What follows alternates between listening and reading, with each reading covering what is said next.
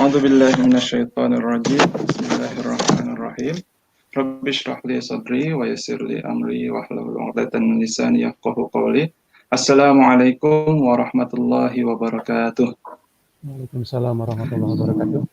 Alhamdulillahilladzi hadana lihada wa ma kunna linahtadiya laula an hadanallah asyhadu an la ilaha illallah wahdahu la syarikalah wa asyhadu anna muhammadan abduhu wa rasuluhu la nabiyya wa la rasula ba'dah.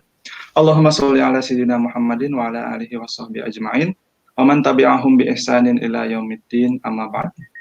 Selamat siang waktu Rusia dan selamat sore waktu Indonesia. Selamat datang kami haturkan kepada para pemirsa dimanapun Anda berada. Ramadan Karim, semoga amal ibadah saum dan amal ibadah kita yang lain di bulan Ramadan ini diterima oleh Allah Subhanahu wa taala. Amin. Selamat datang di acara pengajian online. Sore hari ini kita akan membahas sebuah tema, membahas makna puasa. Acara ini adalah hasil kerjasama antara Permira, Persatuan Mahasiswa Indonesia Rusia, dan PCI-NU Preu, pengurus cabang istimewa Nahdlatul Ulama, Federasi Rusia dan negara Eropa Utara. Pada kesempatan kali ini, izinkanlah saya memperkenalkan diri terlebih dahulu. Nama saya adalah Syauki Arinal Haq, LC. Saya berasal dari Bandung. Saat ini sedang melanjutkan studi S2 di bidang hubungan internasional di Samara National Research University.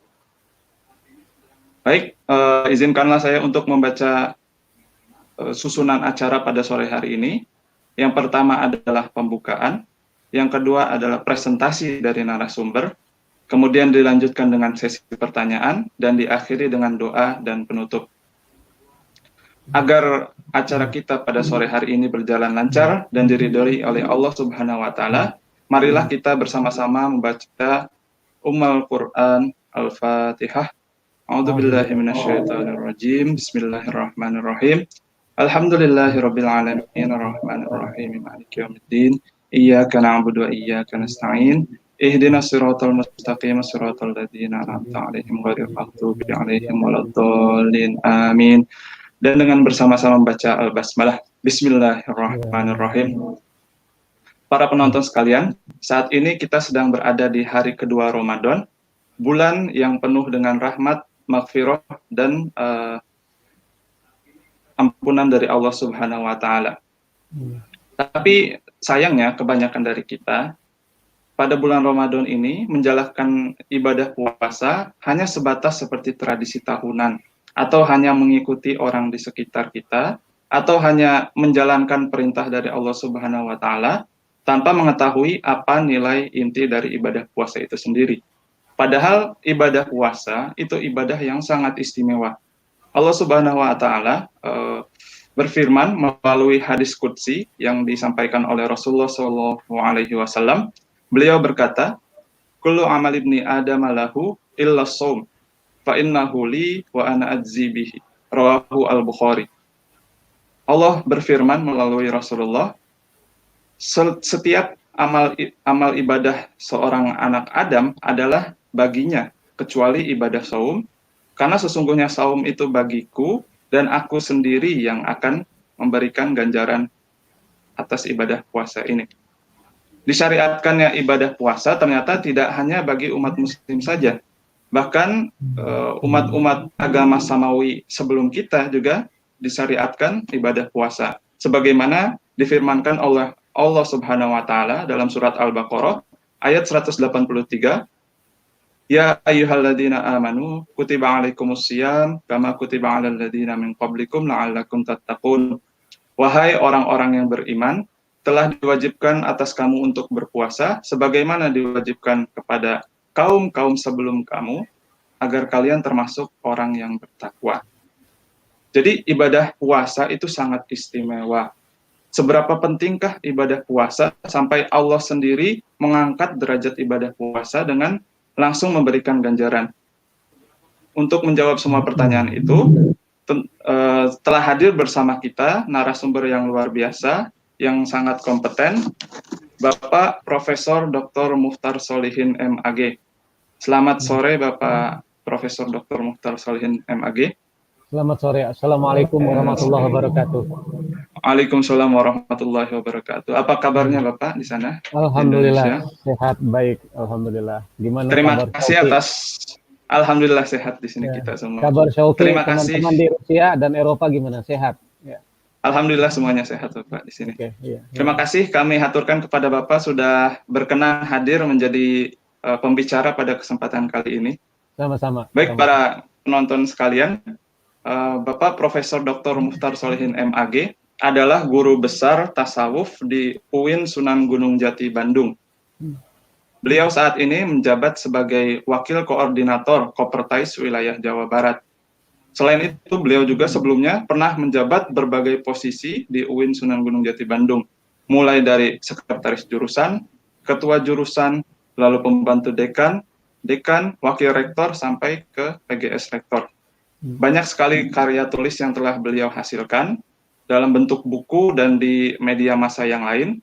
Selain itu juga beliau secara rutin menjadi pengisi dalam tausiah di channel TVRI Jawa Barat.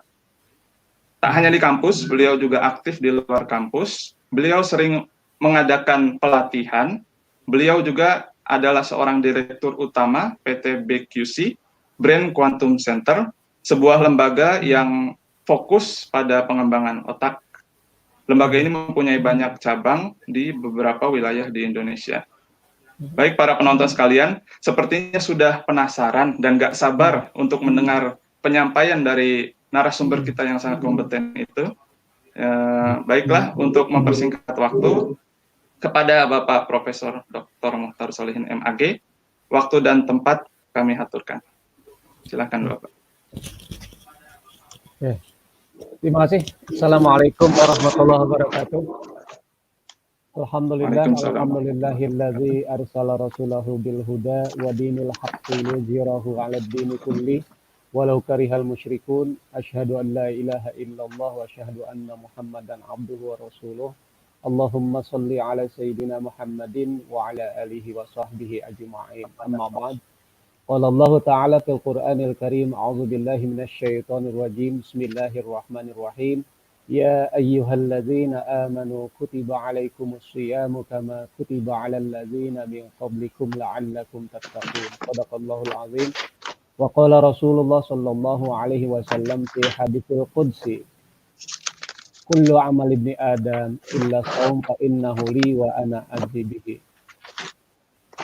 Pertama-tama marilah kita memanjatkan puji syukur kehadirat Allah Subhanahu wa taala yang sampai saat ini masih memberikan nikmat sehat, nikmat iman dan nikmat Islam kepada kita semua sehingga kita dapat mengikuti acara pengajian online, sebuah kerjasama yang sudah dilakukan oleh mahasiswa Rusia, Persatuan Mahasiswa Rusia bekerja sama dengan PCNU di Eropa. Nampaknya ini merupakan sebuah kegiatan yang sangat bagus dan kami sangat apresiatif dengan kegiatan pengajian Ramadan ini.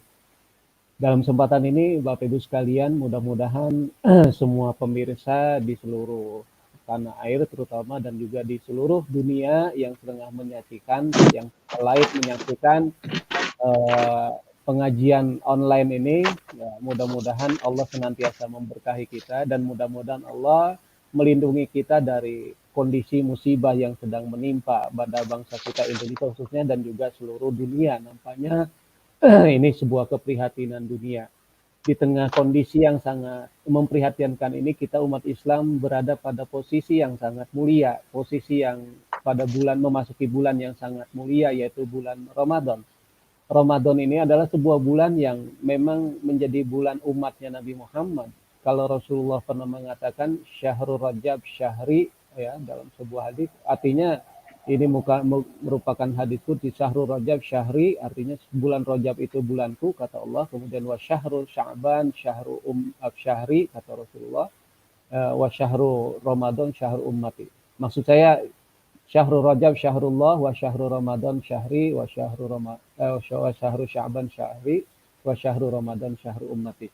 Artinya 3 bulan ini adalah bulan yang berturut-turut menjadi sebuah bulan yang teramat mulia yang sudah diciptakan oleh Allah. Dan hari ini kita berada untuk posisi melaksanakan puasa pada hari yang kedua. Saya tertarik seperti yang disampaikan oleh Dek Syauki tadi, menyampaikan bagaimana puasa Ramadan itu adalah sesungguhnya seluruh amal ibadah yang dilakukan oleh umat Adam, anak Adam adalah untuknya, tetapi kecuali untuk saum, kecuali puasa. Artinya, betapa pentingnya puasa sehingga Allah sampai menggaransi seluruh perbuatan, seluruh amal ibadah yang dilakukan dari mulai sholat, kemudian zakat, dan sebagainya. Nampaknya ini adalah ibadah yang langsung keterkaitannya menjadi pahala bagi orang yang melaksanakannya. Tapi kecuali Ramadan, kecuali puasa. Artinya di sini menjadi sangat berarti ibadah puasa. Mengandung arti spiritual bahwa berpuasa itu adalah kaitan spiritual kepada Allah. Ya. Artinya berpuasa pada bulan Ramadan adalah berpuasa yang langsung komunikasi kepada Allah. Ya. Di samping sholat tentunya, misalnya kalau sholat itu memang ibadah yang langsung temporer yang dilakukan ketika waktu-waktu tertentu dalam waktu lima kali dalam satu hari satu malam. Dan itu hubungannya langsung kepada Allah. Dan ini kemudian yang menyamai itu adalah ibadah suci Ramadan, yaitu puasa. Jadi puasa ini bahkan lebih teramat rahasia. Jadi puasa itu lebih mengandung makna yang sangat rahasia, lebih sangat spiritual. Kenapa?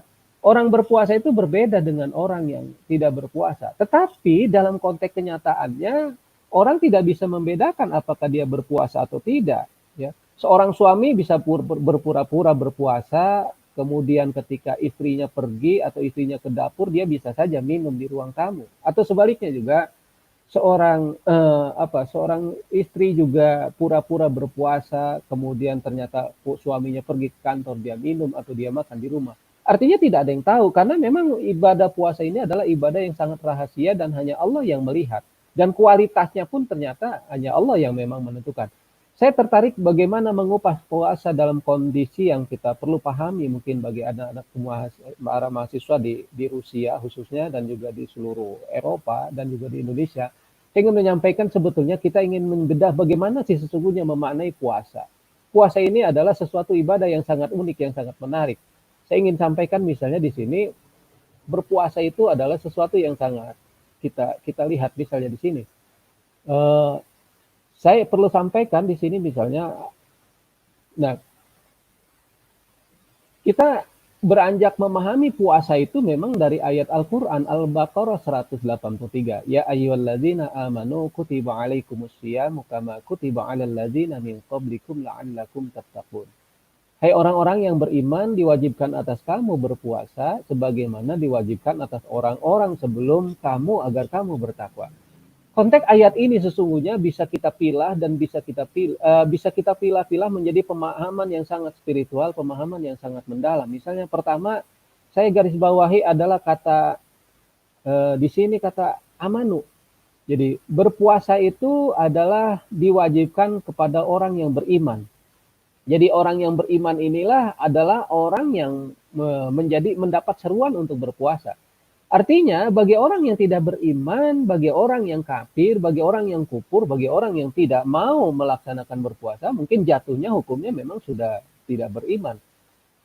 Konteks kita dalam pembicaraan sehari-hari, orang mengatakan buat apa berpuasa, lapar-lapar misalnya. Ini mungkin konteks pertanyaan atau konteks pernyataan yang memang orang tidak beriman. Ya. Nah, untuk itu berpuasa adalah konteksnya bagaimana amanu ini menjadi sebuah karcis. Ya. Saya bahasakan menjadi semacam karcis. Kenapa disebut karcis? Seperti kita menyaksikan pertandingan sepak bola, misalnya Manchester United lawan Liverpool misalnya, atau mungkin Persib Bandung melawan Persija mungkin di Indonesia. Kita saksikan orang yang bisa masuk ke lapangan stadion pertandingan sepak bola itu hanya orang yang punya karcis. Ya.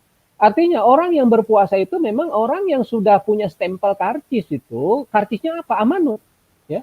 Artinya orang yang tidak memiliki karcis amanu, dia tidak wajib berpuasa. Dan mungkin dia masuk ke lapangan sepak bola pun diusir oleh security.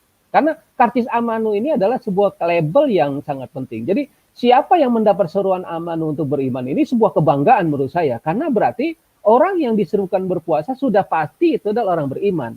Ini artinya secara spiritual bahwa amanu itu menjadi sebuah karcis, menjadi sebuah tanda bukti bahwa dia layak untuk melaksanakan ibadah berpuasa.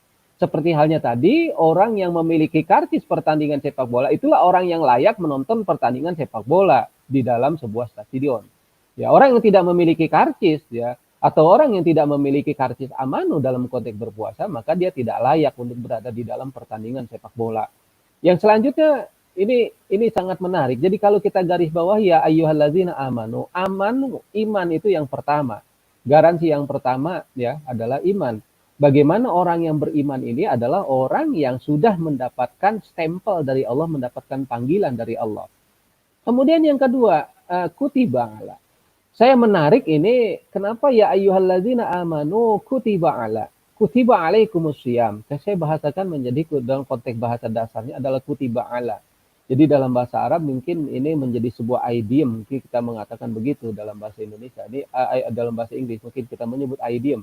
Jadi kutiba ala saya selesaikan nanti ya, kita yang kita karena ini pembahasan lebih panjang lagi kutiba ala. Saya lanjutkan saja kepada asyam, nanti kutiba ala kita bahas tersendiri karena sangat spiritualitas ini justru pada kutiba ala.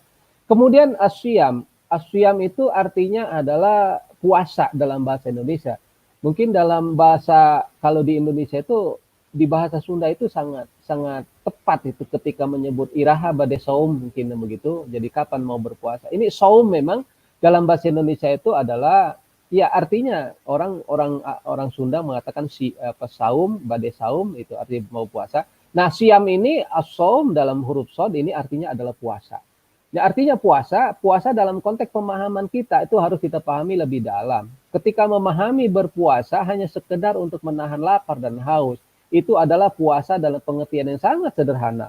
Dan kita akan lihat misalnya pemaknaan arti saum itu adalah kalau saya ambil dari kitab Al-Ghazali ini dalam kitab Mukasyafatul Qulub, dia dengan apa maksud saya dengan jelas memberikan istilah memaknai berpuasa itu menjadi sangat menarik. Berpuasa asyam itu dalam bahasa Arab itu adalah al-imsak. Jadi al-imsak itu artinya menahan. Jadi orang yang berpuasa itu artinya menahan. Menahan dalam pengertian ini adalah bagaimana orang yang berpuasa menahan dari berbagai aspek tentunya secara umum. Nanti konteksnya adalah bagaimana menahan dari berbicara, menahan dari lapar dan haus, menahan dari makan, sesuatu yang biasa kita makan. Ibu-ibu yang suka makan bakso, mungkin ya kalau siang-siang mungkin bala-bala atau apa. Kemudian dia tahan. Itulah al-imsak. Jadi konteks kita berpuasa itu adalah al-imsak, menahan. Kita sering mungkin ketika kita sahur imsak itu batas waktu. Artinya batas untuk menahan. Jadi dipahami puasa itu adalah al-imsak. Itu artinya watarkut tanakul min hal ila hal. Jadi yang disebut dengan imsak itu artinya meninggalkan ketergantungan sesuatu pada sesuatu.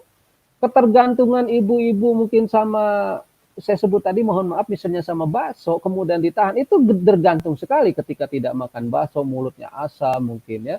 Kemudian ketika orang yang sering makan setiap hari, mungkin makan jam 12, kemudian tiba-tiba ditahan, itu rasanya betul-betul sangat menderita karena sudah terbiasa. Nah itu tarkut tanakul min hal ila hal. Jadi meninggalkan sesuatu dari sesuatu. Jadi meninggalkan ketergantungan. Wa yuqalu lisumti. Ya, seperti dikatakan di dalam Al-Quran itu lisumti saum. Saum artinya adalah li'annahu imsak anil kalam. Jadi sesuatu dari perkataan. Jadi perkataan dasar secara puasa itu al-imsak itu adalah menahan sesuatu, menahan dari perkataan atau perbuatan.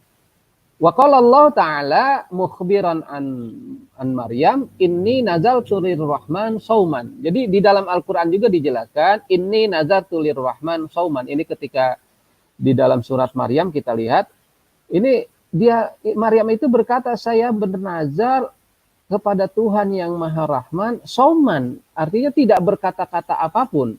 Ini artinya memang dalam pemahaman secara spiritual di dalam pemahaman surat Al-Baqarah ayat 183 dari kata asyam atau saum ini menjadi sangat dalam karena pemahaman berpuasa itu bisa berarti rukudur rih. Jadi artinya angin yang terbiasa berjalan tiba-tiba rukudur rih itu tiba-tiba berhenti. Nah, itu artinya saum ya. Jadi pemahaman berpuasa itu sampai angin yang sedang berterbangan, bertiup kemudian tiba-tiba berhenti itu artinya adalah al-imsak, maka dia disebut as-saum.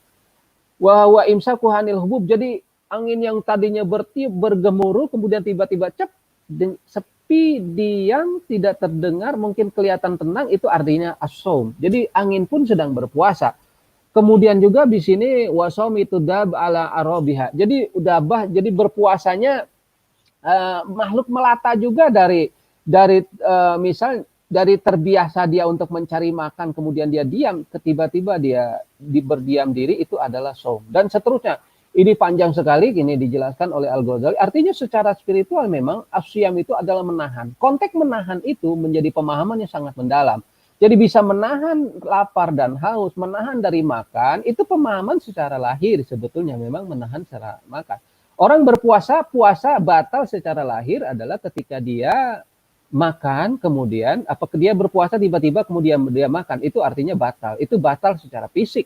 Tapi secara psikis, ini berpuasa menjadi sesuatu amalan yang seperti disebutkan tadi oleh Dek Syauki, itu menyatakan bahwa illa saum fa innahu li wa ana azibihi, kecuali saum, karena saum ini adalah untukku dan aku sendiri yang akan memberikan ganjaran. Jadi garansi kualitas pahala itu tidak bisa dinilai oleh orang, ya.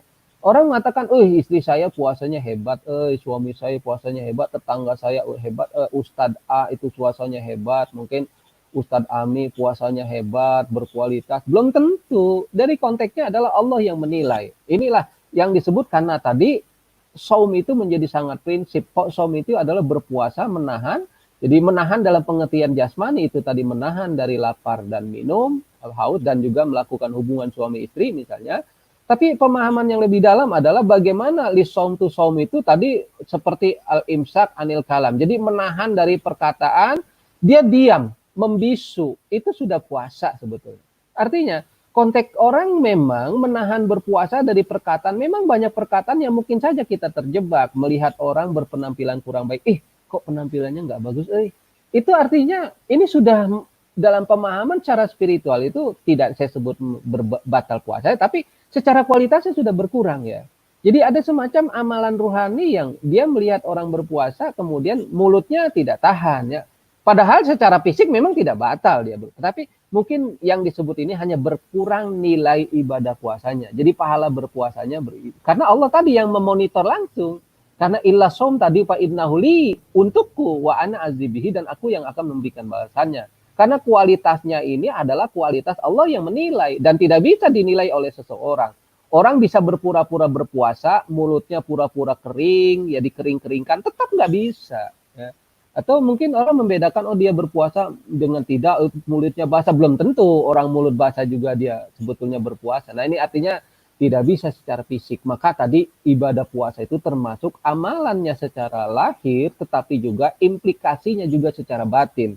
Menahan dari makan, menahan dari minum, menahan mata pandangan yang tidak baik, ya, menahan telinga dari mendengar perkataan yang tidak baik, menahan penciuman dari sesuatu yang tidak baik, menahan indera, rasa, pengecap dan sebagainya dari sesuatu yang tidak baik, itu adalah berpuasa.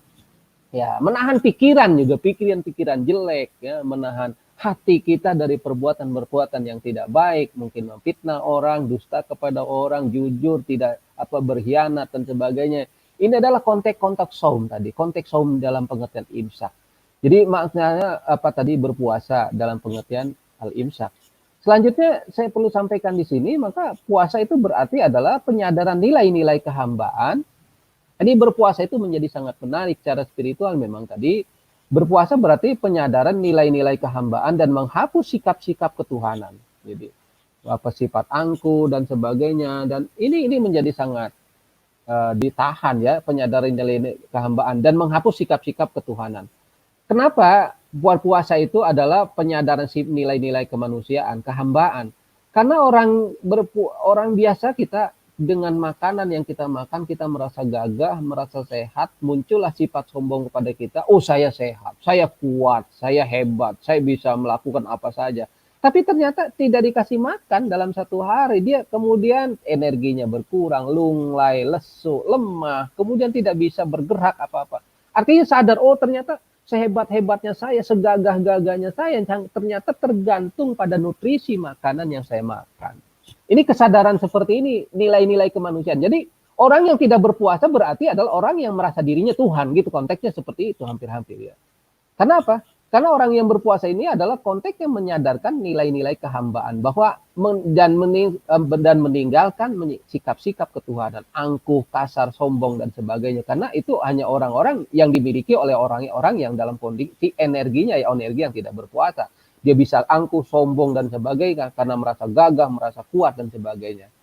Kemudian yang kedua proses pensalian pribadi dan sosial. Jadi berpuasa adalah bukan hanya konteks kepribadian seseorang, bagaimana dia berpuasa secara diri sendiri, tetapi juga secara konteks batinnya adalah secara sosial. Karena ibadah berpuasa itu adalah ibadah yang bukan hanya sekedar menahan lapar dan haus, tapi sifat kepekaan sosial juga harus muncul kepada orang.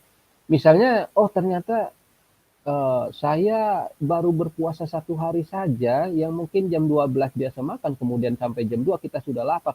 Loh bagaimana orang-orang yang di kolong jembatan itu, yang dia ternyata makannya cukup 1 hari, 1 kali mungkin, bahkan 1 hari bisa tidak nemu makanan, hanya sekedar minum 1 gelas mungkin. Nah, penyadaran sifat-sifat pribadi, penyadaran pensalehan pribadi dan sosial di sini. Jadi berpuasa adalah rasa kesetiakawanan sosial, rasa solidaritas di kita yang tinggi karena merasa bahwa kita itu semuanya menjadi sangat tergantung. Bahwa orang miskin juga layak seperti kita untuk bisa makan. Orang yang di pinggir jalanan juga harus layak seperti kita bisa makan. Dan kita sekarang mencoba berbalik, kita menjadi layak seperti mereka gitu. Itulah berpuasa. Saya menjadi layak untuk seperti orang yang tidak makan gitu. Kita menjadi layak menjadi orang yang seperti di kolong jembatan yang tidak makan atau mungkin pengemis, fakir miskin dan sebagainya. Nah ini jadi proses pembalikan nilai-nilai. Maka di situ tadi proses pensalihan pribadi dan sosial. Kemudian ada lagi proses penanaman kearifan. Jadi orang berpuasa akan menjadi bijak. Jadi pikirannya menjadi tidak sembrono, akan penuh pertimbangan. Dan terusnya ini banyak sekali kalau saya jelaskan mungkin khawatir waktunya yang tidak cukup. Nah selanjutnya konteks tadi berpuasa itu ini saya garis bawahi tadi amanu kutiba ala, kemudian asyam, kemudian juga alladzina min qablikum kama kutiba alal ladzina min qablikum, sebagaimana diwajibkan atas kamu atas orang-orang sebelum kamu. Jadi konteks berpuasa dalam ayat penggalan ayat kata-kata ini allazi kama kutiba alal ladzina min qablikum, sebagaimana diwajibkan atas orang-orang sebelum kamu. Maksudnya adalah berpuasa itu adalah konteks amalan sejarah. Artinya secara spiritual sejarah berpuasa itu sudah ada. Ya, jadi bukan hanya kewajiban yang diberikan kepada umat Nabi Muhammad, tetapi sejarah berpuasa juga menjadi kewajiban yang dimiliki oleh umat-umat sebelumnya. Kita mengenal misalnya ketika umat Nabi Isa disebut Yaumul Idmah. Yaumul Idmah itu berpuasa yang dilakukan waktu itu kurang lebih selama 3 bulan ya, di Yaumul Idmah. Jadi umat Nabi Isa juga sudah berpuasa. Kemudian juga umat-umat sebelumnya, umat Nabi Musa itu berpuasanya ketika hari Sabtu yang disebut dengan Yaumus Sabat. Jadi memuliakan hari Sabtu. Ya, kemudian umat Nabi Nuh juga, kemudian jadi mereka itu ya mungkin kita sebut Yaumus Sabat itu mungkin kalau konteks hari ini untuk umat Nabi Muhammad seperti hari Jumatnya lah gitu. Jadi Yaumus Sabat itu sampai orang dilarang untuk pergi ke pantai apa karena umat Nabi Musa banyak yang nelayan, kemudian tidak boleh bernelayan tapi disuruh berkonsentrasi. Mungkin semacam kita social distancingnya mungkin begitulah kalau dibahasakan. Jadi artinya tidak boleh berkeliaran untuk mencari nafkah dan sebagainya, tapi semuanya difokuskan di apa untuk beribadah pada hari Sabtu. Itu yang disebut dengan Yaumus Sabat. Nah, jadi artinya berpuasa itu konteks kama kutiba alal ladzina min qablikum, berpuasa itu enggak usah ragu, enggak usah takut kamu berpuasa mati gitu. Jadi semua umat Nabi juga sudah berpuasa semua kok. Nah, jadi tidak ada istilah orang berpuasa mati gitu. Artinya umat-umat Nabi juga sebelum Nabi Muhammad itu sudah berpuasa. Jadi kamu jangan khawatir, jangan hanya berpuasa kemudian takut mati dan sebagainya. Karena di sinilah berbicara pengalaman sejarah bahwa orang-orang sebelum Nabi Muhammad juga umatnya sudah diwajibkan untuk berpuasa. Itulah konteks dari kama kutiba 'alal ladzina min qablikum la'allakum tattaqun.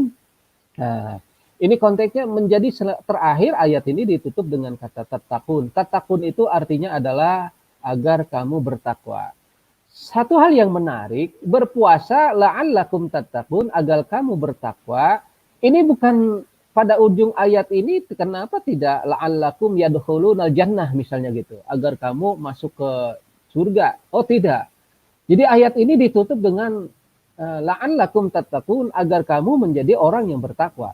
Konteksnya berpuasa di sini adalah tujuan untuk memperoleh ketakwaan. Kenapa? Takwa ini adalah pialanya gitu. Kalau tadi saya pahami amanu itu adalah karcisnya, pertandingan sepak bola masuk dengan karcis, pintu gerbangnya adalah amanu, dan tatakun adalah mahkota kemenangan, pialanya, mungkin championship-nya kalau kita sebut saja, piala dari pertandingannya adalah takwa.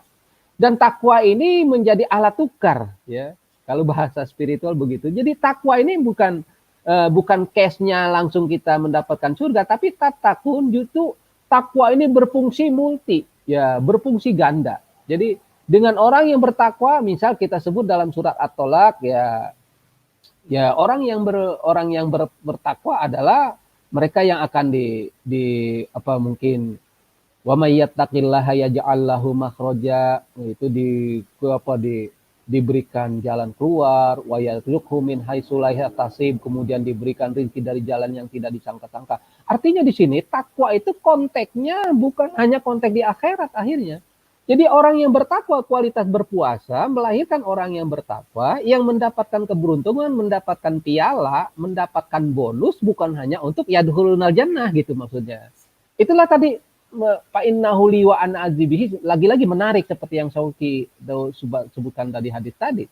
Jadi artinya takwa itu konteks piala, konteks konteks hadiah, konteks kemenangan yang bukan hanya kemenangan di akhirat tetapi kemenangan di dunia. Ciri-cirinya apa? Tadi surat At-Tolak, ya. Wa may yattaqillaha yaj'al lahu makhraja wa yarzuqhu min haitsu la yahtasib, kemudian min amrihi yusra, dan seterusnya. Dan banyak sekali, itu ada 5 keistimewaan kalau kita baca di surat At-Tolak. Artinya keistimewaan itu bukan hanya di akhirat tetapi di dunia. Itu perbedaan takwa dengan, makanya tidak la'allakum tadkhulunal jannah, tapi la'allakum tattaqun. Jadi takwa inilah menjadi alat tukar yang bisa ditukar untuk kemana saja. Seperti kita punya uang, kita bisa untuk beli makan, bisa untuk beli minum, bisa untuk beli mobil, bisa untuk beli sepeda. Itu jadi multifungsi gitu. Tapi kalau surga saja mungkin dapatkan surga ya untuk di akhirat saja. Tapi di dunia, nah ini artinya menarik maksud saya. Konteks pemahaman berpuasa, maka kita memaknai puasa konteks hari ini. Ini sampai la'allakum tattaqun. Jadi kenapa tidak la'allakum yadkhulunal jannah, ya. Kalau kita pemahami secara tafsir spiritual seperti itu mungkin, ya. Nah, kemudian di sini, nah, seperti tadi saya jelaskan, jadi orang-orang yang bertakwa adalah orang yang muraqabah, muhasabah, wara, pemelihara diri, ikhlas, tentram, dan sebagainya. Kalau kita jelaskan satu persatu mungkin terlalu lama. Nah, 5 keistimewaan orang bertakwa tadi, misalnya jalan keluar, itu dalam surat At-Tolak, ya. Kemudian rezeki yang tidak disangka-sangka, segala persoalan menjadi mudah, dihapus segala kesalahan, dilipat gandakan amal kebaikan. 5 keistimewaan.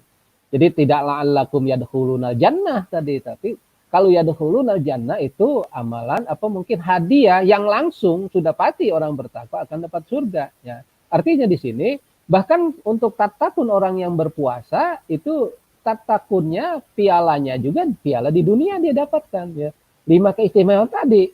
Orang yang bertakwa jalan keluar mudah, orang lain susah mencari kerja, tiba-tiba dia mah dipanggil gitu. Orang lain susah sekali mungkin mau masuk sekolah, tiba-tiba mendapatkan beasiswa, malah dia sekolah, dipanggil oleh perguruan tinggi kelas Bonafide misalnya. Rezeki yang tidak disangka-sangka, bangun tidur tiba-tiba ada orang pesan, kebetulan saya mau beli tanah, tiba-tiba, dan dia tahu ternyata dia posisinya temennya mau jual tanah gitu, Pak. Ada orang butuh tanah sekian hektar dan sebagainya, kemudian mendapatkan baru bangun tidur gitu. Jadi rezeki yang tidak disangka-sangka gitu. Inilah piala-piala dari takwa, keistimewaan dari akal. Kemudian skala persoalan menjadi mudah, orang lain susah sekali ngapalin pelajaran, kok dia gampang sekali ujian, kok bisa dengan mudahnya saja dia menjawab soal-soal gitu. Orang lain kepala jadi kaki jadi kepala, sampai titik komanya dihafal, tapi ternyata nggak begitu ujian nilainya blank, mungkin susah. Tapi bagi dia karena bertakwa mudah saja, tidak menghafal pun akhirnya malah menjadi mudah. Dihapuskan segala kesalahan, ya sudah pasti ini. Jadi kesalahan-kesalahan kita ini insya Allah dengan dengan piala takwa itu tadi saya bilang mahliga yang sangat, mahkotanya menjadi sangat berarti. Dilipat gandakan amal kebaikan, wa yu'zim lahu ajro. Itu kan dijelaskan di dalam surat At-Tolak. Ini. Jadi piala atau mungkin saya sebutkan tadi, jadi kita sudah lengkap nih. Jadi ya ayyuhallazina amanu kutiba alaikumusiyam kama kutiba alal ladzina min qablikum la'allakum tattaqun. Saya garis bawah intisarinya ada 3, ada 5. Amanu kutiba ala asyiyam alladzina min qablikum dan akhirnya tattaqun. Dan inilah kemudian piala, jadi pintu gerbangnya, karcisnya adalah amanu dan pialanya adalah hadiahnya. Hadiah dari championship pertandingan yang satu bulan itu kita mendapatkan ketakwaan. Dan takwa menjadi multifungsi. Takwa itu menjadi nilai tukar yang bisa berlaku untuk membeli apa saja. Nilai tukar yang bisa bernilai untuk dimanfaatkan untuk apa saja. Untuk pemanfaatan di dunia dan pemanfaatan di akhirat. Jadi kita mendapatkan nanti mendapatkan mahkota, mendapatkan cek, ya, mendapatkan cek. Kalau tadi karcis, nah sekarang mendapatkan cek yang bisa dicairkan untuk surga, dicairkan untuk mendapatkan rezeki, dicairkan untuk jalan keluar, dicairkan untuk persoalan jadi mudah, dicairkan untuk segala kesalahan menjadi dihapuskan, dicairkan untuk dilipat gandakan. Jadi fungsinya multifungsi ketika takwa. Nah, seperti saya bilang tadi, sekarang kita ada kata yang saya belum bahas itu tadi kutiba ala. Nah, ini biar kita lengkapi kajian kita kali ini. Nah, di sini ada, saya memahami sebetulnya ini tercela teman-teman di Rusia, ya, atau mungkin para ahli tafsir, atau mungkin teman-teman ahli bahasa. Ini bisa memberikan semacam, kita bisa berdiskusi. Saya sampaikan mungkinnya, saya memahami ini kata kutiba ala, kenapa di ayat ini, ya ayyuhalladzina amanu kutiba alaikumusiyam. Saya bahasakannya kutiba ala ini. Kenapa diwajib? Kataba itu kan dalam bahasa Arab itu artinya menulis, ya. Tapi kenapa di dalam ayat ini menjadi artinya diwajibkan? Ini persoalan yang menarik. Kutiba, kataba itu menulis. Kataba Muhammadun, Muhammad itu menulis misalnya. Ini kataba, tapi di sini menjadi ayat yang seolah-olah dalam pemahaman bahasa Indonesia menjadi diwajibkan. Loh, kenapa enggak artinya wujiba? Coba kita lihat, ya. Kenapa enggak artinya wujiba? Kenapa ya ayyuhalladzina amanu wujiba alaikumusiyam, arti wajib, kutiba ala, kenapa juga tidak furido ala? Ya ayyuhalladzina amanu furido alaikumusiyam, kenapa enggak furido ala? Ini menarik, maka saya bilang tadi, saya akhirkan pembahasannya. Kenapa tidak furido ala? Ini jelas berbeda. Jadi ada sesuatu muatan yang menurut saya penafsirannya menjadi sangat spiritual dan menjadi sangat dalam. Ketika pemahaman wujiba ala, diwajibkan atas kamu berpuasa, konteks wujiba dalam bahasa Indonesia itu wujiba ala, kutiba ala, purido ala, artinya wajib semua. Sama saja dalam bahasa Indonesia, mau purido, mau kutiba ala, mau wujiba, artinya adalah wajib. Itu memang agak sedikit ini yang harus kita kritisi memang. Ya di pemahamannya menjadi, ya kita kan mungkin kalau udah dalam bahasa Indonesia biasa saja, kerbau makan, sapi makan, hewan mungkin kambing makan, manusia makan, raja makan, presiden makan, menteri makan. Tidak ada kelas, tidak ada pemahaman, ya pokoknya makan gitu. Nah, ini ternyata dalam bahasa Arab menarik, kata wujiba itu berbeda dengan kutiba ala dan berbeda dengan furido ala. Maka pemahaman yang saya pahami ketika wujiba ala, ini adalah kewajiban yang bentuknya terjadi, kewajiban itu muncul karena ada hak, ada kewajiban, itu maka wujiba. Saya ambil contoh misalnya, kata wujiba ini menjadi wajib dalam pengertian menunaikan hak dan kewajiban. Itu padanannya, ada hak dan wajib. Maka ketika saya sebut misalnya, saudara Syauki, kemudian Ami misalnya punya hutang dengan saya, 100.000. Nah, wajib membayar itu jadi wujiba. Jadi ada kewajiban untuk membayar karena sudah pinjam uang sama saya, 100.000 misalnya. Itu wajib. Jadi muncul karena sebab akibat. Itu wujiba ala. Seorang suami wajib menafkahi istrinya, anak istrinya. Kenapa? Kunaon dia? Kenapa dia mau berani untuk kawin kok? Kenapa? Berarti dia kena wajib. Jadi wajib yang mungkin ada tuntutan kewajiban ini karena ada sebab dan akibat. Maka wujib ala. Seorang siswa, seorang murid masuk sekolah, dia wajib bayar SPP misalnya. Loh, orang nggak mewajibkan kok. Kenapa dia mau? Ya tapi karena dia masuk, karena hak dan kewajiban tadi, karena dia punya hak untuk bisa mendapatkan pelajaran di sekolah, maka dia wajib membayar SPP. Jadi munculnya kewajiban. Orang yang nggak sekolah nggak wajib. Oh enggak. Orang yang tadi suami, seorang laki-laki tidak kawin, nggak wajib menafkahi orang? Enggak. Karena apa? Enggak ada konteks kewajiban di situ, hak dan kewajiban dia untuk mengambil apa, dia bersedia untuk kawin, ya akhirnya wajib. Jadi munculnya ada sebab akibat, itu wujibah Allah. Nah kemudian kalau saya bedakan yang terakhir, kutiba Allah kita tinggalkan kembali, furido Allah. Kenapa enggak furido Allah? Ya ayyuhalladzina amanu furido alaikumusiyam, misalnya begitu. Jadi pemahaman kritis dari ayat ini, ya pemahaman spiritual kami itu, ya ayyuhalladzina amanu furido Allah misalnya. Wahai orang yang beriman, diwajibkan, sama aja kok, furido Allah, ujiba Allah, kutiba Allah, artinya diwajibkan itu. Tapi titik tekan maknanya secara dalam menjadi berbeda. Furido Allah ternyata kewajiban yang sifatnya hanya untuk membedakan hukum syariahnya saja. Jadi kita menyebut ada al-hukmu syar'i, jadi hukum syariat itu ada kita sebut ada wajib, nah kemudian ada haram, ada makruh, ada sunnah, hanya mubah. Kewajiban sangat fikhiyah artinya kalau furido Allah. Jadi maka puasa kita disebut, kenapa tidak disebut puasa Ramadan, itu disebutnya pun puasa fardu. Nah, artinya hanya untuk titik tekan makna furido Allah memaknai kata dalam pengertian fikhihnya saja untuk membedakan ada puasa itu kan ada puasa wajib, ada puasa sunnah, ada puasa makruh, bahkan ada puasa yang haram. Satu Idul Fitri puasa haram. Nah, semacam itu menuduhkan posisi puasa itu wajib dengan tidak wajib, maka furido dikata pakai bahasanya, bahasa fikhiyahnya adalah furido Allah. Nah, ya. Jadi sangat menarik. Jadi kenapa lantas kalau begitu ya ayyuhalladzina amanu kutiba Allah, kenapa tidak furido Allah? Karena furido itu hanya untuk membedakan, mengklasifikasikan bahwa puasa ini Ramadan adalah puasa fardu. Nah, bahasa kita itu puasa fardu, bukan puasa sunnah, bukan puasa makruh, bukan puasa haram, tapi puasa fardu. Jadi hukum syariahnya saja, ahkamu syariah membedakan, maka sangat pendekatan fikhiyah, pendekatan fikih hanya untuk membedakan puasa. Itulah furido Allah. Nah terakhir, nah ini yang menarik, ternyata kemudian menjadi kutiba Allah. Kutiba Allah itu adalah pemahaman yang konteksnya menjadi sangat mendalam, sangat bermakna. Diwajibkan atas kamu berpuasa. Kewajibannya di sini adalah kita lihat dalam kitab, beberapa di kitab di Lisanul Arab atau kitab-kitab terjemahan bahasa Arab, misalnya di situ kutiba itu dimaknai ada jadi melakukan sesuatu karena di dalamnya ada makna yang terkandung di dalamnya. Jadi artinya kutiba Allah ada hikmah yang diwajibkan, jadi melakukan kataballahu ala ibadihi rahmah, kataballahu ala ibadihi ta'ah wa ala nafsihi rahmah. Itu kutiba Allah dalam pemberian dalam kamus Lisanul Arab, Al-Munjid dan sebagainya. Kataballahu ala ibadihi ta'ah wa ala nafsihi rahmah. Jadi kata-kata itu diwajibkan orang melakukan kewajiban ketaatan itu karena ada rahmat. Tanda kita garis bawahi, diwajibkan karena ada rahmat. Itu kataba. Kutiba Allah itu diwajibkan melaksanakan puasa karena ada rahmat, ada rahasia, ada kandungan yang teralat dalam, ada kemukjizatan, ada keistimewaan. Itu kutiba Allah ternyata. Saya ambil contoh misalnya, seorang diwajibkan memakai helm. Konteksnya ini menjadi bahasanya apakah wujibah atau furido.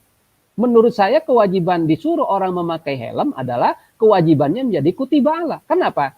Diwajibkan kamu taat untuk menggunakan helm karena di dalam menggunakan helm itu ada manfaat yang kamu rasakan, ada rahmat, ada rahasia, ada mukjizat apa? Bayangkan orang naik motor tidak pakai helm, tabrakan jebret, jatuh di aspal, kebentur kepalanya pecah, meninggal. Fatal kecelakaan. Duh, orang yang pakai helm kemudian jatuh, kemudian dia terbangun lagi, baru dia sadar, alhamdulillah, untung cuma helm saya saja yang agak cacat-cacat, luka-luka atau pecah helm, tapi kepalanya tidak. Nah, ini artinya diwajibkan memakai helm karena ada manfaat, ada berkah, ada rahmat, ada kandungan, ada mukjizat dan sebagainya dari kamu pakai helm. Jadi selamat dari kecelakaan yang fatal karena kamu pakai helm. Kutiba Allah. Jadi polisi mewajibkan kita untuk pakai helm karena rahmat, manfaatnya bagi kamu loh. Bukan buat polisi kok. Polisi hanya sekedar administratif saja, tidak pakai helm, ditangkap, ditilang, itu administratif kok. Tapi manfaatnya adalah untuk dia. Disuruh kita kemudian pakai naik mobil, kita disuruh pakai sebut saja kita pakai sabuk pengaman. Loh, manfaatnya untuk siapa? Untuk polisi? Bukan.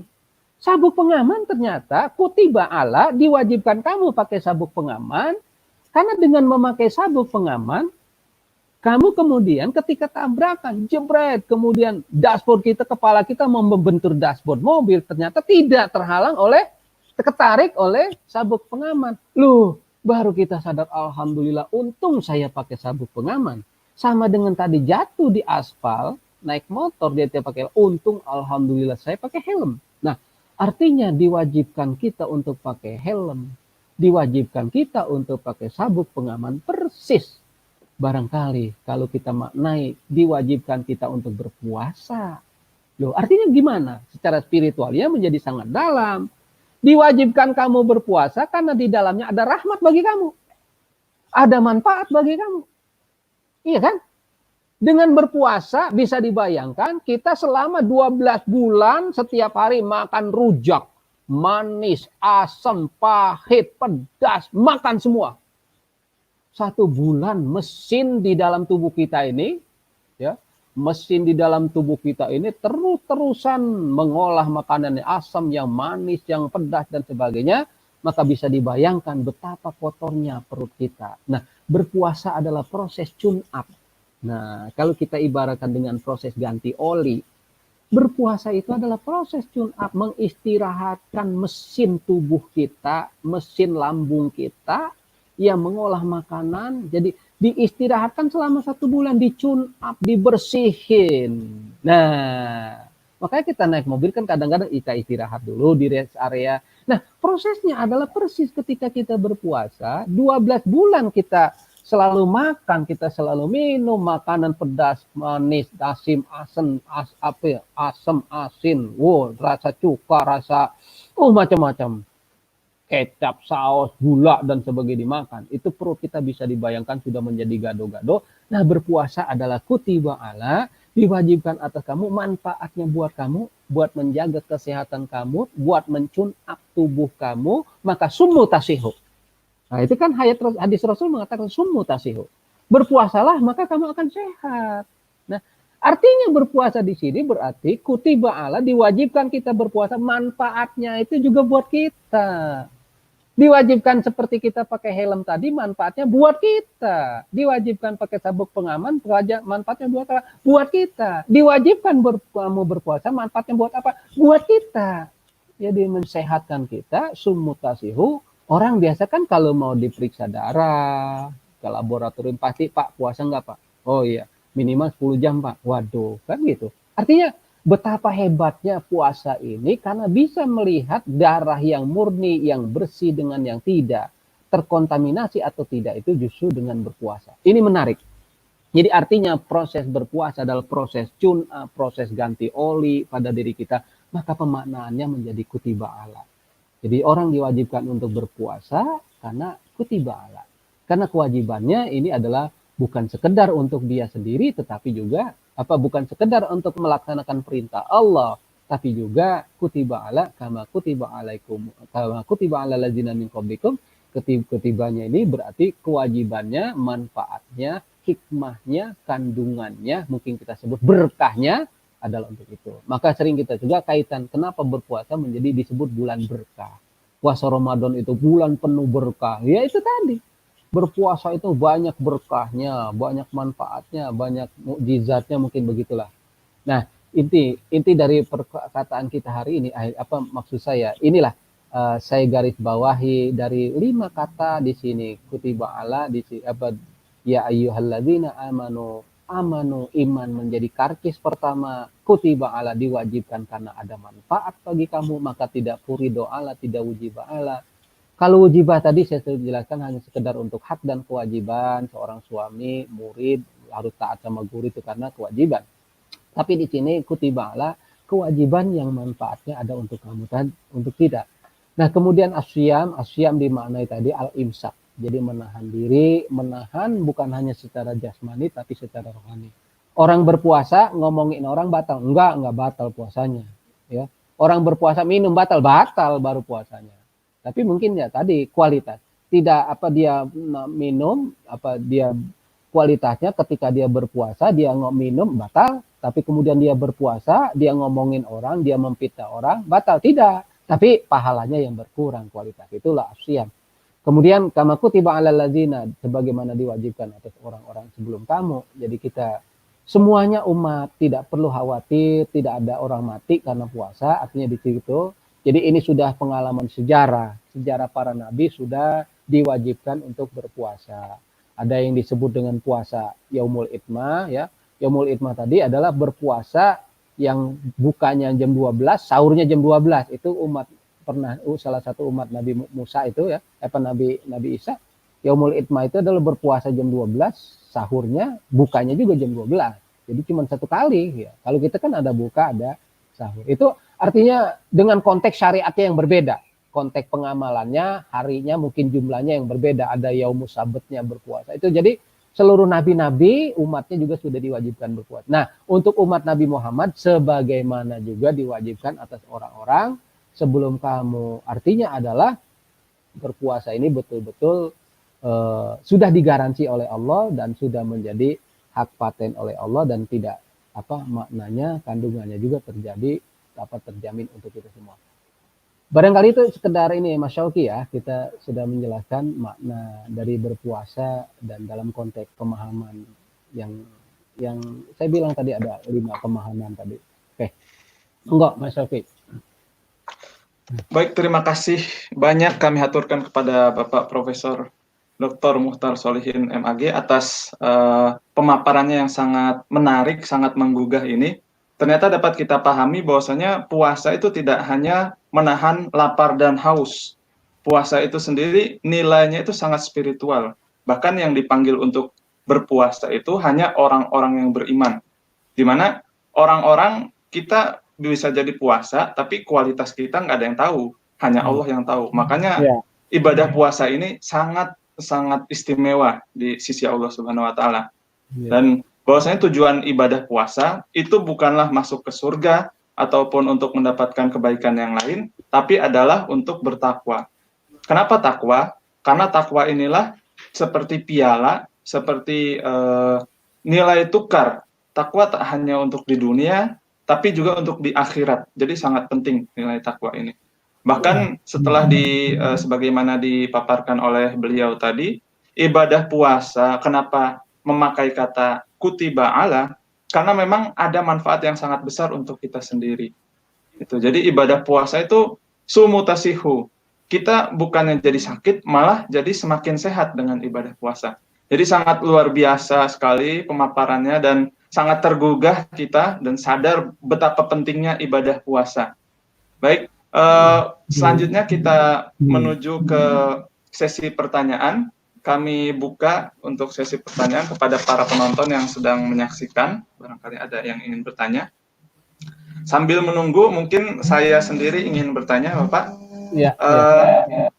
Untuk orang yang puasa itu kita pahami untuk tune up seperti tadi, mencuci isi perut. Jadi manfaatnya untuk kesehatan ada bagi kita.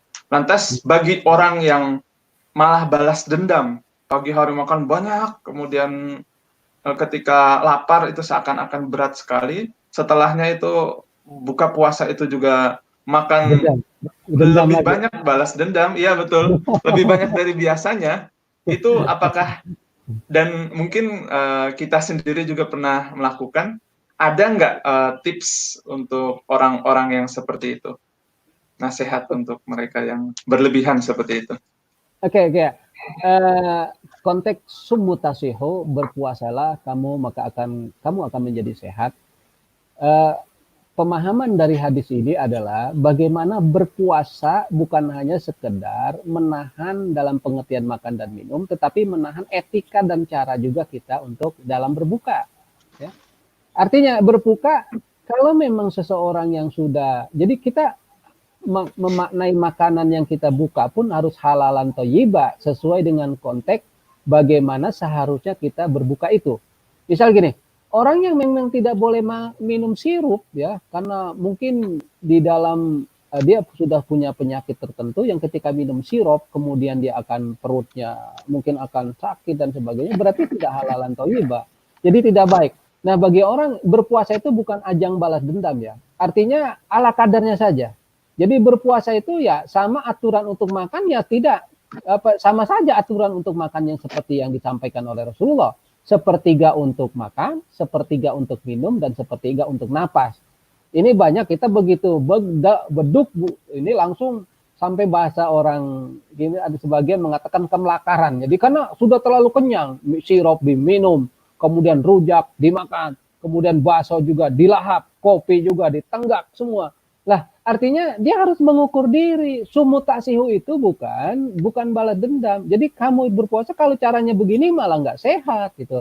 Jadi kesehatannya tetap diatur. Kapan minumnya, makannya juga sepertiga, kemudian juga minumnya sepertiga, dan juga untuk napasnya juga sepertiga. Ini maksud saya tadi. Nah, kebiasaan kita seperti balas dendam tadi, termasuk ketika menghadapi berpuasa kan kita banyak tradisi. Makan siang bersama dulu, makan bakso dulu bareng, dikenyangin, besok udah nggak makan lagi. Seolah-olah berpuasa ini menjadi barang yang sangat menakutkan gitu ya. Besok berpuasa, jam segini udah nggak bisa makan, jam segini udah nggak bisa minum. Yuk kita makan sepuasnya, kita teman-teman sekantor, yuk kita makan. Nah, ini menurut saya tradisi yang satu sisi untuk tradisi makan bersama itu baik, tapi tradisi untuk menyimpan amunisi supaya merasakan bahasa ini ya mungkin mecing dulu lah gitu, bahasa orang Bekasi mungkin mecing dulu biar nanti puasanya menjadi enak. Nah, maksud saya mempuas-puaskan dulu, kemudian akhirnya menjadi tidak kuat. Ketika dia berpuasa baru menyadari, oh alhamdulillah untung saya sudah makan siang kemarin. Maksud saya hal-hal semacam ini juga harus kita hindari. Itu konteks sumutasihu ya. Oke, mangga Mas Rogi. Terima kasih banyak Bapak Profesor atas jawabannya. Jadi ya bagi kita yang masih melakukan kebiasaan yang buruk seperti tadi, mari kita tinggalkan. Ternyata tidak baik juga ya untuk balas dendam ketika berbuka puasa. Oh iya. Baik, masih kami baik. Masih kami tunggu, barangkali ada penonton yang ingin memberikan pertanyaan, bisa ditulis di kolom chat di YouTube.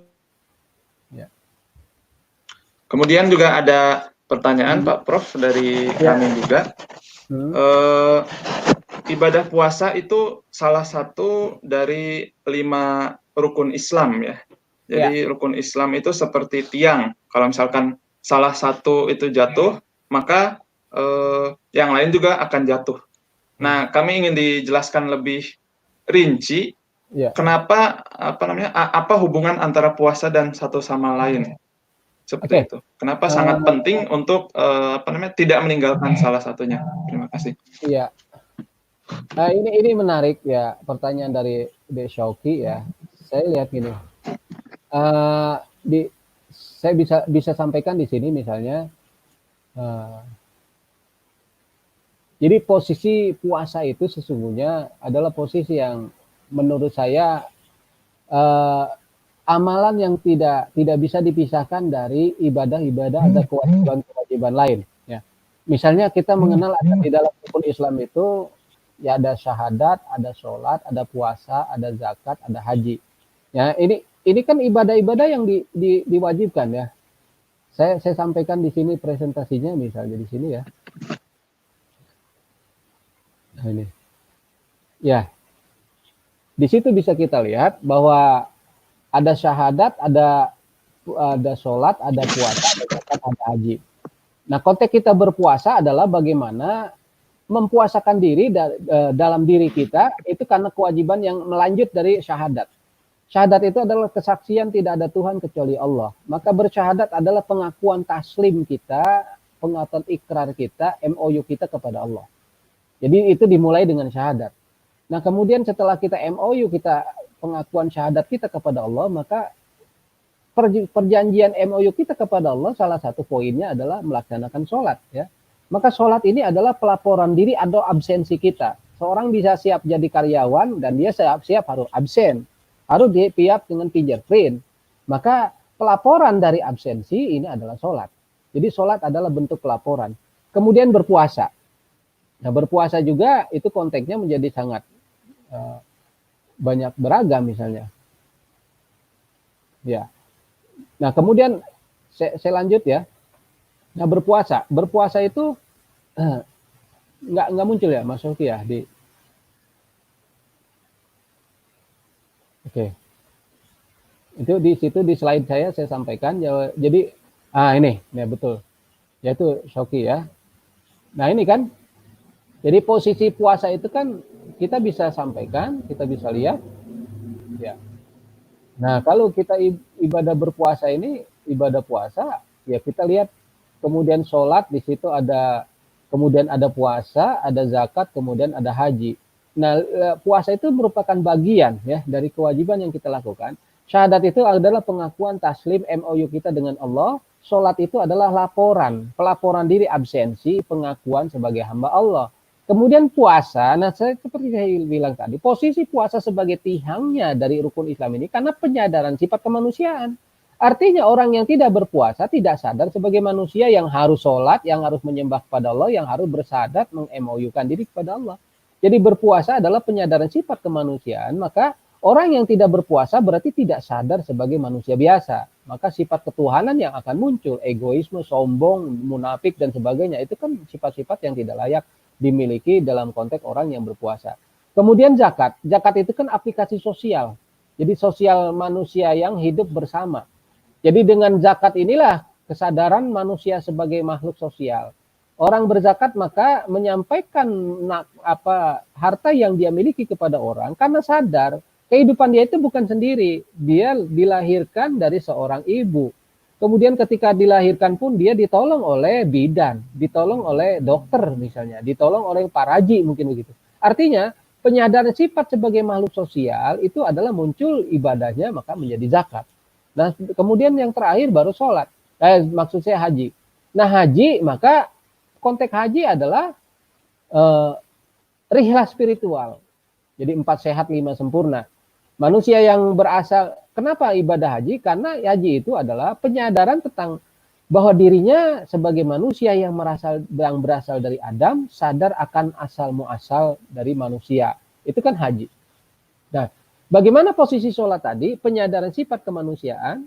Sholat itu adalah pelaporan absensi, syahadat itu adalah pengakuan taslim atau ikrar kepada Allah, haji adalah rihlah spiritual, dan zakat adalah aplikasi sosial.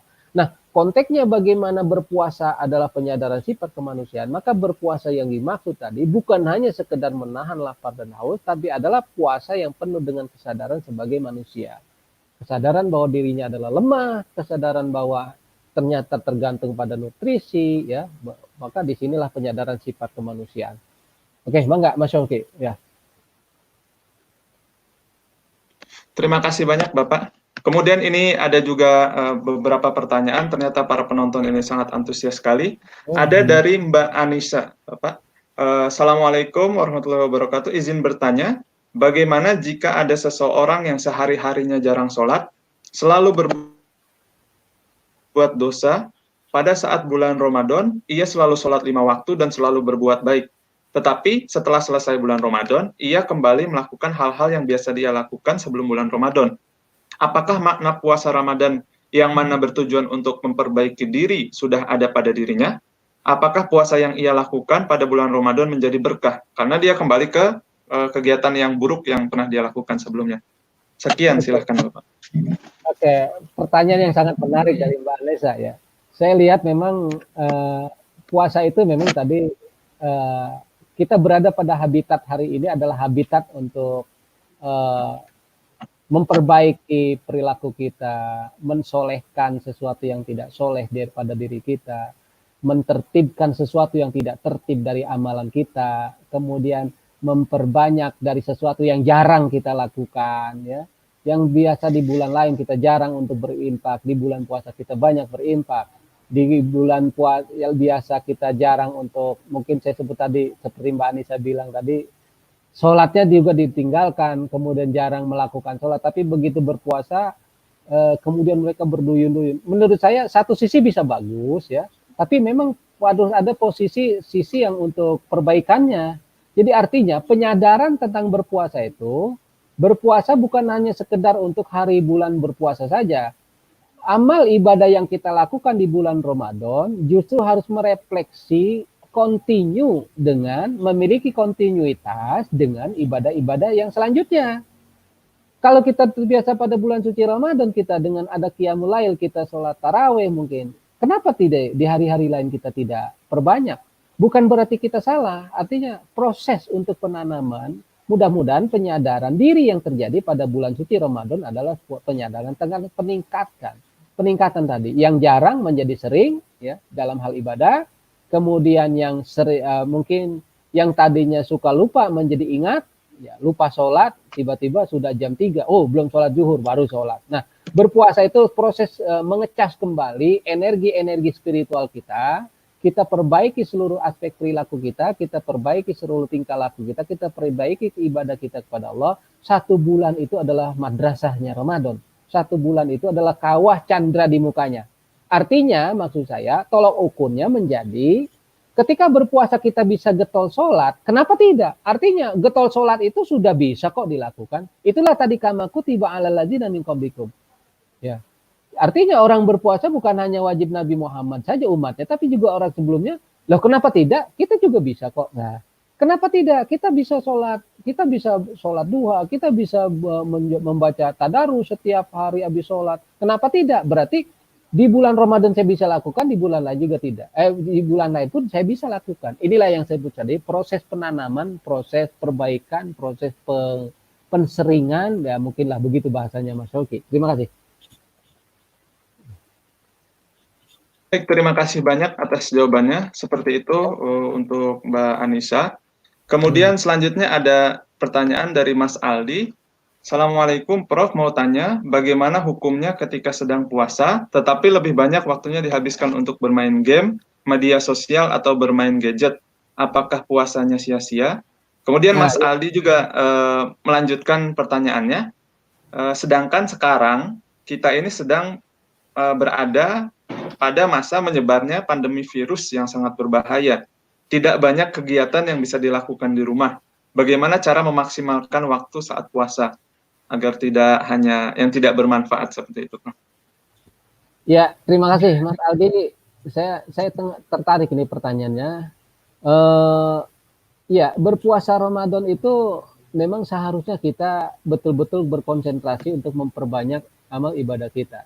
Justru pada kondisi di pandemi yang hari ini itu menjadi sangat kondusif kita untuk bisa melakukan amalan-amalan ibadah yang tidak perlu dilihat secara sosial gitu ya. Jadi artinya kita berpuasa kemudian kita melaksanakan menjaga diri, kemudian tetapi dalam konteks menjaga diri jangan kita lampiaskan dengan bermain game, buka-bukaan HP dan sebagainya terus. Kenapa tidak kita buka HP selalu kita lakukan? Kenapa kita tidak bisa baca Al-Quran?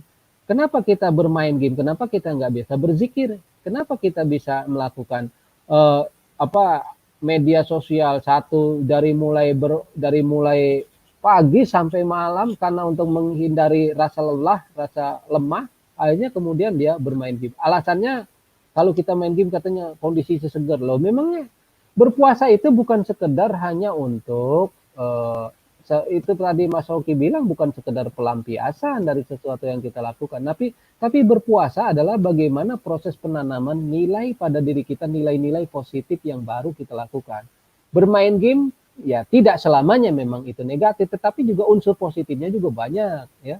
Kenapa enggak yang jelas saja kita lakukan yang positif aja dengan membaca Al-Quran, kajian tadarus Quran, memahami ayat-ayat Quran, memahami terjemahannya. Selama ini kan kita baca ayat Quran dari bulan suci Ramadan berarti kita bisa saja Alhamdulillahirabbil alamin, segala puji bagi Allah Tuhan semesta alam. Dipahami, oh maksudnya ini. Jadi jangan sampai maksud saya memahami membaca ayat Al-Quran yang demikian banyak tapi kita tidak bisa tahu maknanya. Nah, justru di kesempatan bulan suci Ramadan daripada kita bermain game, bermain sosial dan sebagainya, lebih baik kita memaknai bertadarus betul-betul memahami Al-Quran.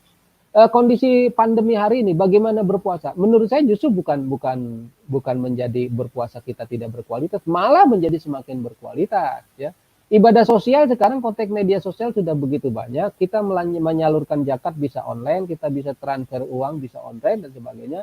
Tidak ada amalan sosial yang terganggu juga walaupun kita kondisi pandemi ini.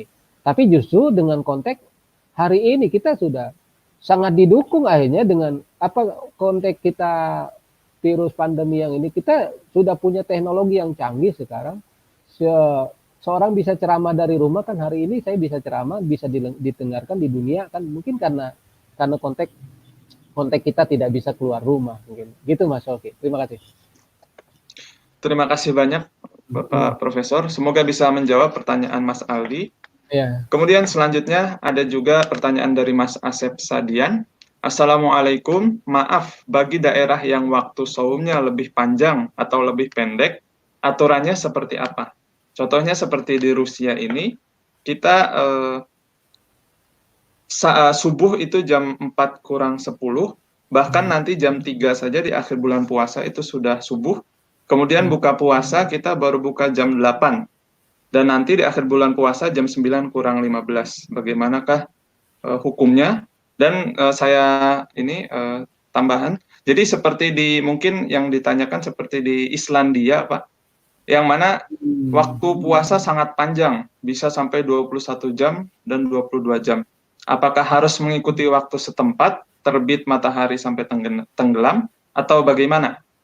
Seperti itu yang ditanyakan. Ini pertanyaan yang sangat menarik. Ketika memahami puasa, ya, itu kan kita sudah punya aturan-aturan dalam penetapan waktu, ya.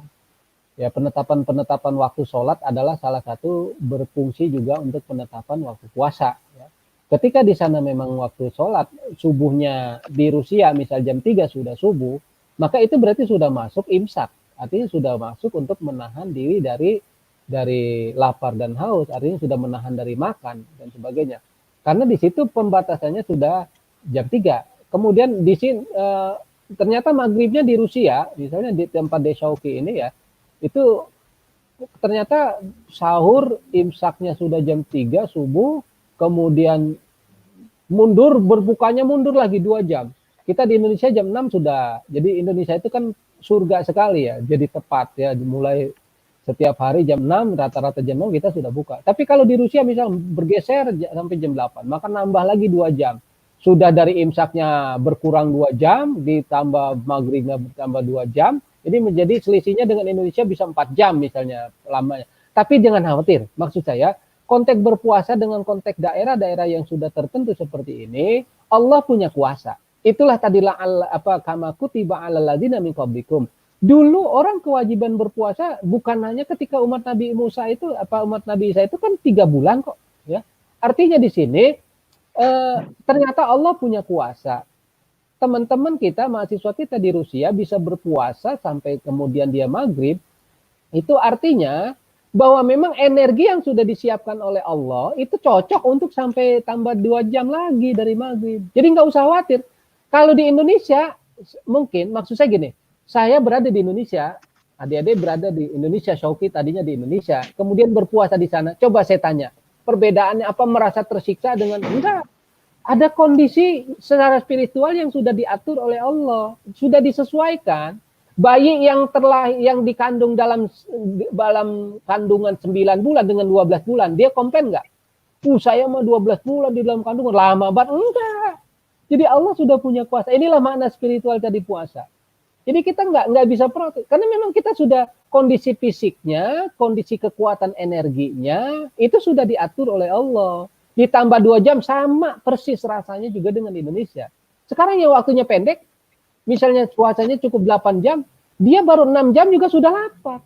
Tapi bagi orang yang puasa 12 jam, baru laparnya itu kondisi sudah 10 jam baru lapar. Nah itu sudah punya aturan-aturan tertentu. Sama dengan kondisi kita tidur.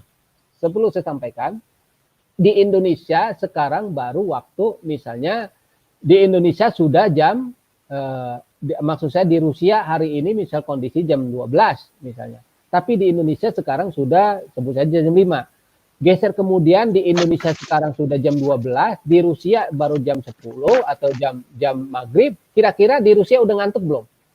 Belum. Tapi di Indonesia kondisi di Rusia kok baru jam jam 6, 5 sore kok, tapi di Indonesia udah ngantuk. Karena tadi kondisi daerahnya yang berbeda, kondisi yang diciptakan oleh Allah, kondisi menyesuaikan pun sudah berbeda. Jadi rasa ngantuknya, kenapa di Rusia mah belum ngantuk ya? Baru jam 5 subuh, jam 5 sore kok. Tapi kenapa di Indonesia udah ngantuk? Oh, udah jam 12 di Indonesia mah. Nah, padahal kalau kita satuin sama tek dalam 1 menit, loh, mungkin Syauqi berangkat ke Indonesia hari ini belum ngantuk gitu, jam 12 malam juga belum ngantuk. Nah itu maksud saya berpuasa tadi, konteks panjang waktu dan sebagainya itu sudah skenario Allah, sudah urusan Allah, nggak perlu khawatir kehabisan energi karena lebih banyak waktu yang dibutuhkan untuk berpuasa. Oke, barangkali itu Mas Syauqi ya. Baik, terima kasih banyak, sangat jelas penjelasannya. Semoga bisa menjawab pertanyaan Mas tadi. Kemudian ada ini untuk terakhir dari sesi pertanyaan saat ini. Dari Mas Ashraf Muntazar. Nih, Mas Ashraf ini dari Maroko, Pak. Jadi bahkan sampai Maroko pun menyaksikan.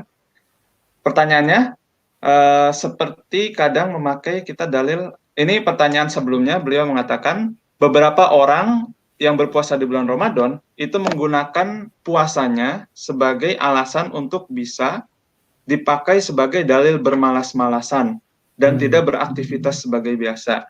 Kemudian pertanyaan yang dilanjut, seperti kadang kita memakai dalil naumus shaim ibadah. Jadi tidurnya orang yang berpuasa itu seperti ibadah nilainya. Untuk bisa tiduran saja ketika berpuasa di bulan Ramadan. Itu yang dia gunakan dalilnya. Apakah perilaku meninggalkan aktivitas rutin tersebut akan menghilangkan esensi puasa? Iya, iya. Untuk dijawab. Ini pertanyaan, menurut saya pertanyaan yang sangat unik ya, sangat menarik. Jadi kondisi berpuasa kemudian kita pahami dari naumus shaimi ibadah. Berpuasa, tidurnya orang berpuasa itu adalah ibadah. Tapi maksud saya konteks hadis ini harus ada pembuktian terbalik ya. Artinya gini, naumus shaimi ibadah, tidurnya saja ibadah, apalagi berzikirnya. Itu konteksnya, harus ada pembuktian terbalik dari hadis ini. Bukan lantas naumus shaimi ibadah, wah dijamin tidurnya aja ibadah. Artinya ketimbang melaksanakan perbuatan jelek, tidur aja, tidur dah gitu. Kalau kondisi marah, kesel sama orang, tidur. Nah, ini artinya harus ada pembuktian terbalik. Bukan berarti ya sudah disuruh tidur aja terus ya. Jadi konteksnya bukan seperti itu. Maka saya bilang tadi, tidurnya saja ibadah, apalagi baca Quran, apalagi berzikir, apalagi bertadarus. Wow, berarti lebih beribadah daripada naumus shaim. Jadi itu yang saya maksud tadi, harus ada pembuktian terbalik dari kita. Bukan lantas kita, wah disuruh tidur ya tidur. Udah. Ini yang saya maksud tadi. Oke, terima kasih. Sekali lagi terima kasih banyak Bapak Profesor Dr. Mukhtar Sholihin MAG. Mungkin karena waktu yang sudah semakin menipis bagi kita, kita akhiri saja untuk sesi pertanyaannya. Terima kasih banyak kami haturkan sekali lagi kepada Bapak Profesor. Semoga yang Bapak sampaikan itu bermanfaat bagi kita semuanya. Kemudian semua yang dipaparkan itu dicatat sebagai amal kebaikan bagi kebaikan Bapak dan dibalas oleh Allah Subhanahu wa taala dengan balasan yang setinggi-tingginya. Dan semoga bagi kita para penonton dan bagi saya sendiri yang menonton, dengan mendengar pemaparan dari Bapak tadi, kualitas puasa kita bisa meningkat baik secara kualitas ataupun kuantitas. Itu. Kemudian untuk yang terakhir, kami mohon wajangan dan masukan dari Bapak Profesor Dr. Mukhtar Sholihin MAG bagi kami khususnya mahasiswa Indonesia yang sedang berada di luar negeri dan di negara yang mayoritasnya non-Muslim. Seperti itu Bapak mungkin. Oke. Saya perlu sampaikan kepada teman-teman mahasiswa di luar negeri ya, tetap perkuat nilai-nilai istiqomah keimanan kita, karena hari ini hanya sekedar untuk singgah sebentar. Sesungguhnya Anda akan pulang kembali ke Indonesia dengan membawa ilmu yang bermanfaat, tetapi dengan ilmu yang bermanfaat bukan lantas Anda meninggalkan kewajiban Anda kepada Allah. Tetap keimanan adalah nomor satu, sholat tetap harus dilakukan. Ya, kegiatan puasa ini juga harus tetap dilakukan, karena itu hanya sekedar Anda untuk hawa candra di mukanya lah untuk menuntut ilmu hari ini. Tetapi keimanan tetap harus dijaga, keislaman harus tetap dipelihara. Barangkali itu sekedar pesan saya saja. Terima kasih.